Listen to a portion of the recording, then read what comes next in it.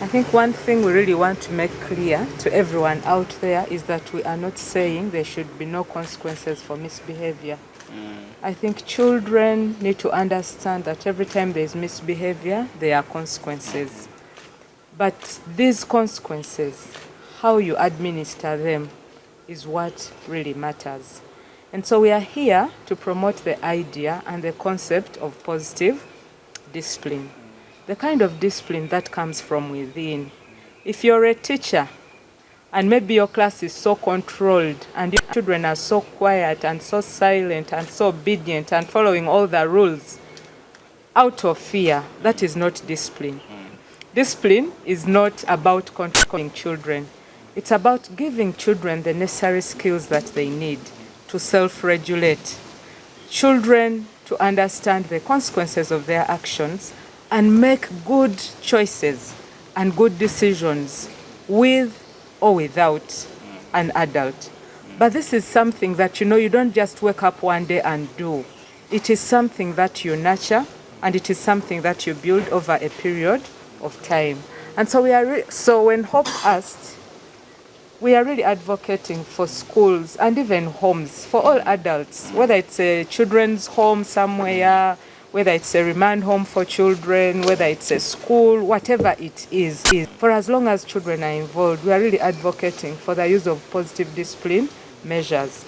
And when we are talking about positive discipline, most times we are not only talking about responding to the misbehavior, we are also talking about creating an environment right from the start where children are not misbehaving on the onset. Things like, for example, setting out school rules and regulations is an example. You're helping the students understand the expected behavior. The challenge with most of our schools is you'll set school rules and regulations, and then you'll give students to sign, parents sign, and that's it. You do not orient the students. You don't have time to go through these things periodically. You do not publish them everywhere around the school to remind the students. So you're setting for them the set rules, but then you're not continuously engaging with these. It's until the misbehavior has happened. Setting up classroom rules, so many other things. There are things we can do to create that environment so that even when a child comes in senior one, they know that in this school, you don't do this, you don't do that, you don't do that, you don't do that. That is all part of disciplining. Our understanding of disciplining most times is to wait until the misbehavior has happened. But you can create an environment where you help the misbehavior not to happen. You equip students with skills, life skills, discussions with students. When misbehavior is happening, there are things going on in this child. Most times misbehavior is happening because this child has a need. It could be an emotional need, it could be a physical need, it could be the need to belong, it could be some kind of need. And that is why the misbehavior is happening. So you're going to cane until cows come home, and the child is not going to change. I'm sure you've come across schools where teachers will say, this child we have beaten. And then they'll even send the child to another school, and the child will go to another school, and they will beat, and the cycle continues. And yet there is just this one problem, this one need that the child is trying to express that has not been met. So we are caning children for things like you cane a 6-year-old for engaging in sexual activity. There's a need there. There's an adult who failed this child. You're caning a P7 child for poor performance. There's a need there. You're caning a child who has an addiction, maybe to drugs or to alcohol. Those children you will cane, you might probably kill them, and you're not going to solve the problem because you've not come to the root cause and you have not addressed the actual need for the misbehavior. So it's very important that, one, we create an environment that is nurturing, that will help children build their own skills, that will help them make good choices. Two, we need to get to the bottom, the root cause. What is the cause of this misbehavior? How do we address that need? And then the third thing is sometimes even after you've done all that, there will still be misbehavior. Because children, they will misbehave just like even us adults. Sometimes we know what we are supposed to do at work.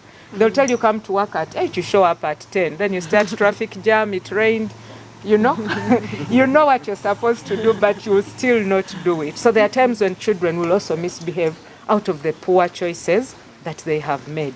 And in those moments of misbehavior, it's important that our response is one that is going to help them understand the consequences of their action and find ways of how they can behave better if they find themselves in a similar situation. While disciplining a student or a child who has misbehaved, the most important thing is to allow them an opportunity to reflect on their actions. I remember there's a time I was caned in primary 4, and to this day I still wonder, why was I beaten?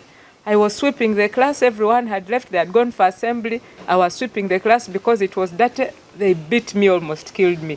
But I'm wondering, why did this teacher beat me? I never got an opportunity to understand why I was being beaten. Maybe because they expected me to be at assembly, and here I was sweeping the class. But that is what happens when learners are not given an opportunity to understand. You know, okay, you found me eating in class. What is wrong with eating in class? Why is it bad? How does it affect my learning? So for every response we take, we need to give learners an opportunity to understand the consequences of their misbehavior and work with them to find solutions of how they could behave better. And so reflection is very key when it comes to disciplining learners. If it requires you to ask the child to write an essay or write an apology or step out for a few minutes and think about their actions before they come back and make a commitment not to do it again, whatever you choose, let there be an opportunity. But also you realize that sometimes there are things that are persistent. Today you've asked the child step out for a few minutes, the child has stepped out, they are coming back and they are starting from where they ended. You know, those will also be there in the classroom. We are not working with angels. And even us, most of us have probably been those children. Today they warned you, you apologized. Tomorrow you started from where you ended. The next day you invited your parent. So in those instances, there should be penalties for misbehavior. There should be some, like either a child writes some kind of contract. If I do this again, this should happen to me. You can withdraw some privileges. Say if a child has been a prefect and they are misbehaving, you can ask them to step down. And then when they change, they can come back to their position. If they're on the football team, but every time the school goes out to play, they're the ones caught drinking alcohol. However good they are, it is okay to ask them to sit down. The school would rather lose that day than have this child continue to misbehave. So we help them understand that there are consequences. Withdraw privileges, give them some light work, depending on what they have done. We're not asking you to ask them to clean. You know, like those days they used to make us, what was that? Fetch water. I don't even know if that was really disciplining. You carry a teaspoon and fill a 20-liter jerry can. And the teachers are saying, we are helping you spend your time meaningfully. What am I learning from that? It's okay to ask children to do some work in response to their misbehavior. But this work should be related to the misbehavior. Like if you found a child littering, if they threw one paper, let them pick the whole compound. That is okay. They are going to learn from that. If they are dodging cleaning their classroom, the next time ask them to clean for 3 days. If it's their turn and they didn't clean, let them clean for 3 days. That's okay. You know, it is related to their offense. So there will be instances where asking the child to also do some light work is also okay. It's acceptable. And then there will also be moments where there will be need for reparation, that the child has to pay back for what either they have damaged, for what they have stolen. Maybe they've done something that has offended a third party. There should also be need for reparation. The same way here we are saying, okay, there should be reparation for what happened during slave trade. It's also the same thing, that there should be some payback. If this child has misbehaved, then they will, when they feel it, then they will understand that, oh, this thing here is not right. When I steal 1 pen, I am asked to pay back 3 pens. And they will even invite my parent to pay back 3 pens. This is not right. Rather than caning the child. And then there will also be instances where you might actually have to refer the child. For some of those examples I gave earlier, a child is a victim of something bigger than them. A child is dealing with an addiction. A child is maybe having some kind of behavior, extreme aggressive behavior. They are coming with weapons, with things to school. You don't just say this one, we shall give them a verbal warning, we shall ask them to apologize. That child is a threat to the rest of the school. So there will be instances where you might have to refer to the professional people to handle some of those cases. There will be moments where you might have to invite parents you come and sit together and address. Of course, the challenge sometimes teachers complain about is even when you invite parents. There's a dad who was invited, the girl was having, I think, a boyfriend, and in that school it was not accepted. The girl was 16. And the man was very happy. He said, now my girl has grown, has even worried. I was saying, this one, what is wrong with her? But just a boyfriend, it is okay. So there will be instances where parents are not cooperative. So sometimes the school itself will have to set its own rules, its own policies, find other maybe organizations within the community that are offering some services that can help for some of the extreme cases. There will be moments where you cannot do it alone. Disciplining children is not a one day. There are things which are, the child is making noise and you ask them to keep quiet and they keep quiet. But there are some forms of indiscipline that will require a long-term investment in order to help this child. I think last year we moved with a team of CSOs and we went to Tororo.